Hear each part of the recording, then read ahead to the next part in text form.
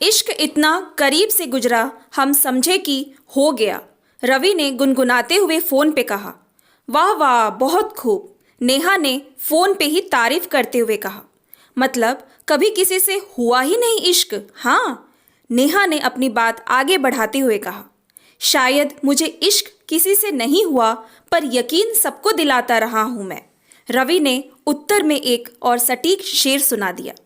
अच्छा शायर साहब, शायरी के अलावा और क्या क्या कर लेते हैं आप? नेहा ने रवि के बारे में खुल के जानने के लिए पूछा। रवि और नेहा लखनऊ के ही रहने वाले थे। 2 दिन पहले ही उनकी सगाई हुई थी, पर वो ज़्यादा एक दूसरे के बारे में जानते नहीं थे। फ़ोन पे उनकी ये दूसरी बार ही बात हो रही थी। रात का वक्त था और अगले दिन रविवार। आज दोनों के पास मौका भी था और वक्त भी। रवि दिल्ली में इंजीनियर के पद पर नौकरी कर रहा था और नेहा लखनऊ में ही किसी प्राइवेट आईटी कंपनी में एचआर थी। 2 साल पहले ही रवि ने दिल्ली में फ्लैट खरीदा था, जिसमें वो आजकल अकेला ही रहता था, क्योंकि उसके मम्मी पापा अक्सर उससे मिलने के लिए दिल्ली आ जाया करते थे। तो उन्होंने ही उसे वो फ्लैट खरीदने का प्रस्ताव भी दिया और अधिकतम पैसा भी।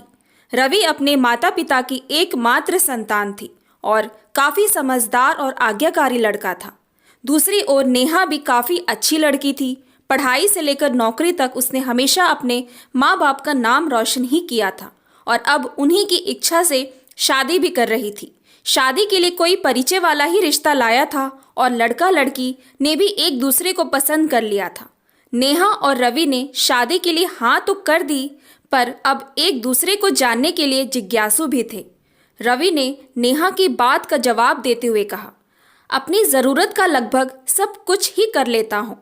जैसे कि? नेहा ने जोर देते हुए कहा।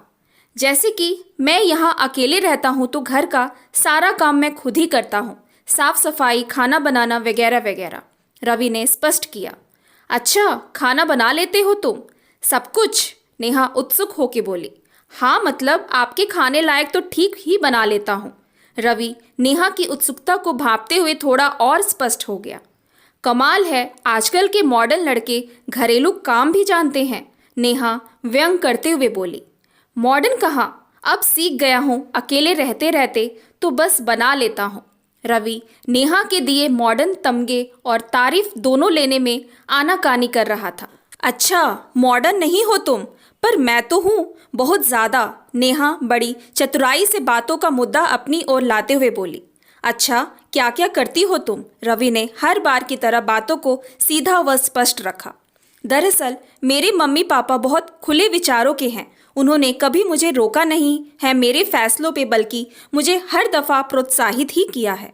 इसीलिए मुझे लगता है कि मैं आज तक कामयाब होती आई हूँ।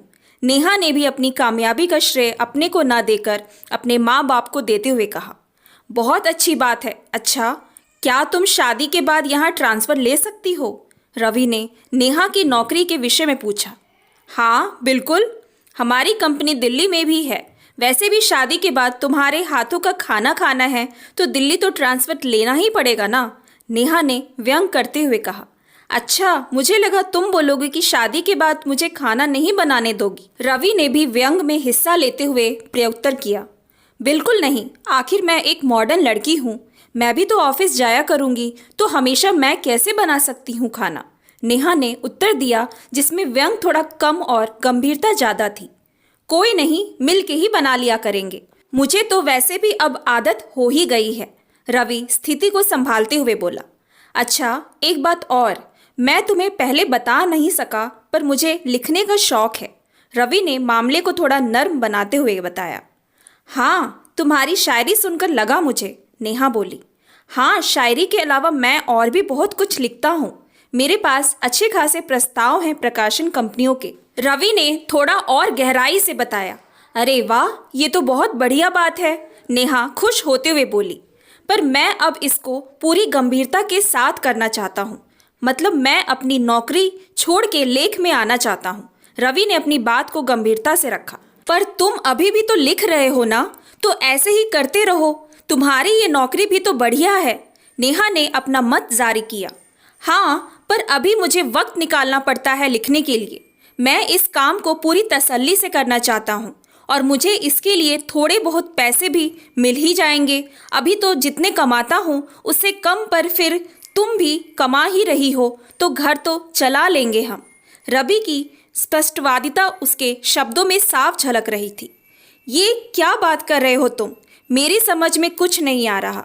इतनी अच्छी कमाऊ नौकरी को छोड़ के तुम फिर से लगभग ना के बराबर आना चाहते हो, जिसका कोई मतलब नहीं है। नेहा को रवि की बात रास नहीं आ रही थी। पर लेखन मेरा जुनून है, मैं बहुत अच्छा कर सकता हूँ उसमें। और वैसे भी कल को जब बच्चे होंगे तो उनकी देखभाल के लिए भी तो कोई हम दोनों में से चाहिए होगा ना घर में। मैं घर में रह के ही ये सब कर सकता हूँ। रवि ने अपना पक्ष रखा। बच्चे जब होंगे तब होंगे, वो तब देखा जाएगा। और वैसे भी बच्चों की अच्छी परवरिश के लिए और पैसा भी चाहिए होगा, उसका क्या? नेहा ने अच्छी परवरिश का हवाला दिया। और वो भी छोड़ो, तुमने ये बात अपने मम्मी पापा को बताई? नेहा ने तुरंत एक और प्रश्न किया। हाँ, वो जानते हैं, उनको कोई आपत्ति नहीं है इसमें। उनका कहना है कि तुम और मैं ये बेहतर निर्णय ले सकते हैं अगर सामंजस्य से बिठा ले तो। रवि ने अपने घर वालों का पक्ष भी स्पष्ट किया। तुमने ये बात तब क्यों नहीं बताई जब तुम मुझे देखने आए थे? नेहा की नामंजूरी ने एक और प्रश्न किया। तब हम शादी करेंगे यही पक्का कहा था, और मैंने अभी कोई नौकरी छोड़ी नहीं है, रवि ने नम्रता के साथ कहा। पर छोड़ने की बात तो कर रहे हो ना? नेहा ने बहस को बढ़ाते हुए कहा। अच्छा, अगर मैं पहले बता देता तो क्या तुम शादी के लिए हाँ नहीं बोलती? रवि ने भी जायज सवाल किया। पता नहीं, पर मैं सोच समझ के ही कोई कदम उठाती। पता नहीं पापा क्या सोचेंगे तुम्हारे इस फैसले के बारे में, नेहा ने अपने पापा का जिक्र करते हुए कहा। मुझे लगा तुमको इस बात से कोई ज्यादा फर्क नहीं पड़ेगा। मुझे लगा था तुम वाकई में मॉडर्न हो, रवि ने गंभीरता से कहा। उसकी बातों में कोई व्यंग तो नहीं था, पर नेहा को वो तीर की तरह चुभा। इतना तीक्ष्ण कि उसका मस्तिष्क इस वार को सह नहीं पाया और छटपटाहट में उसने फोन काट दिया। रवि शुरू से ही शांत बर्ताव कर रहा था और आखिर तब वो शांत ही था, पर नेहा के इस अशिष्ट बर्ताव ने उसके दिमाग को दोबारा फोन करने के लिए उकसाया। पर उसने खुद को रोका। उसको इस बात का बुरा लग रहा था कि उसकी शादी नेहा से तय होने के लिए मुख्यतः उसका व्यवहार या उसकी अच्छाई नहीं थी, बल्कि वो वेतन था जो वो अपनी नौकरी से कमा रहा था। कम से कम नेहा ने तो अपनी बातों से ये ही जाहिर किया। जो लड़की खुद को मॉडर्न शब्द की मुख्य प्रचारक बता रही थी, उसके लिए मॉडर्न होने का मतलब सिर्फ बहुत पैसा कमाना या लड़की का नौकरी करना तक ही सीमित था। ये सोच के रवि ने खुद को फोन करने से रोका। तेरी शर्तों पर ही अगर करना है तुझे कबूल, तो ये सहूलियत तो हमें सारा जहां देता है।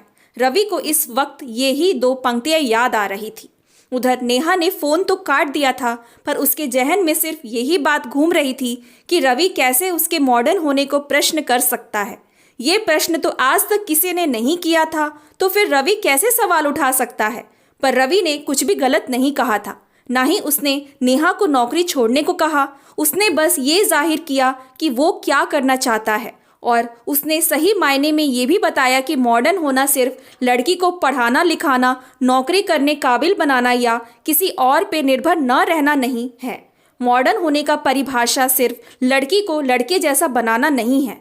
मॉडर्न होना जिसको जो करना है अच्छा लगता है, जिसका जो जुनून है वो करने देना होता है, चाहे वो लड़का हो या लड़की।